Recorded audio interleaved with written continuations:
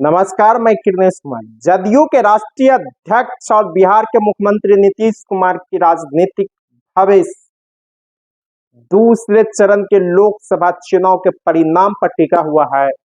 दूसरे चरण में 26 अप्रैल को बिहार की 5 लोकसभा सीटों बांका, भागलपुर, पूर्णिया, कटिहार और किशनगंज में चुनाव होना है।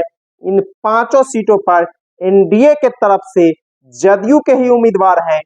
जदयू ने बांका से गिरधारी यादव को, भागलपुर से अजय कुमार मंडल को, पूर्णिया से संतोष कुशवाहा को, किशनगंज से मुजाहिद आलम को और कटिहार से दुलाल चंद गोस्वामी को चुनावी दंगल में उतारा है।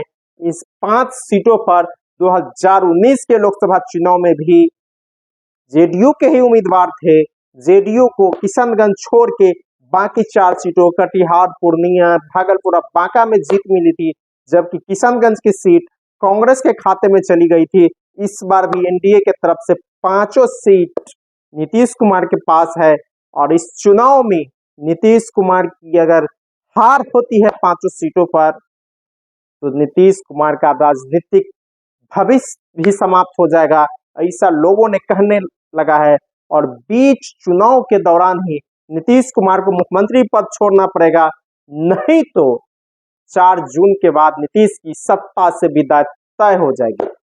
जो रिपोर्ट आ रही है 5 लोकसभा सीट, दूसरे चरण की 5 लोकसभा सीटों से जो रिपोर्ट आ रही है वह नीतीश कुमार की राजनीतिक सेहत के लिए ठीक नहीं है।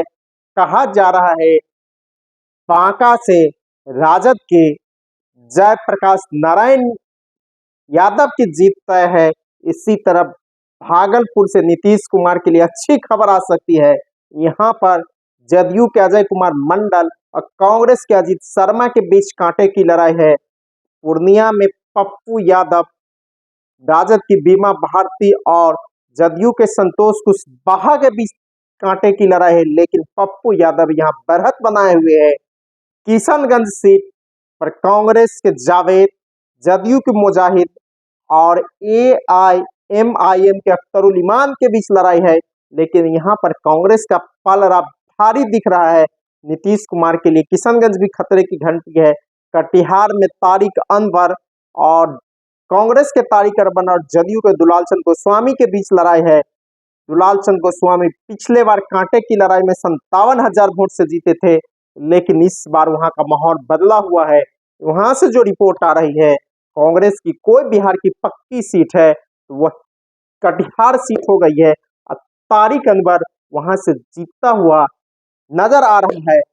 दूसरे चरण की 5 में से 4 सीटों पर नीतीश कुमार के उम्मीदवार हार रहे हैं।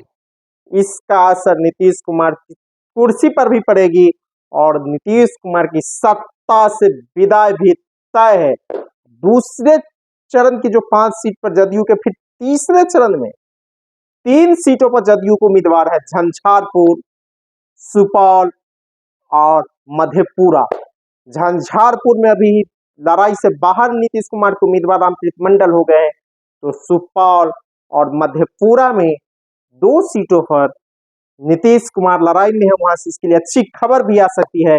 इस बार जो चुनाव हो रहे हैं बिहार में, इसमें 40 लोकसभा सीटों में से एनडीए के तरफ से भारतीय जनता पार्टी 17 लोकसभा सीटों पर, नीतीश कुमार की पार्टी 16 सीटों पर, रामविलास पासवान यानी चिराग पासवान की पार्टी 5 सीटों पर, उपेंद्र कुशवाहा की पार्टी 1 और जीतन राम मांझी की पार्टी हम 1 सीट पर एनडीए की तरफ से चुनाव लड़ रहा है। तो महागठबंधन की तरफ से राष्ट्रीय Janata Dal 23, Congress 9, CPIML 3, VIP 3, CPI 1 और सीपीएम के 1 उम्मीदवार चुनावी दंगल में खम ठोक रहे हैं।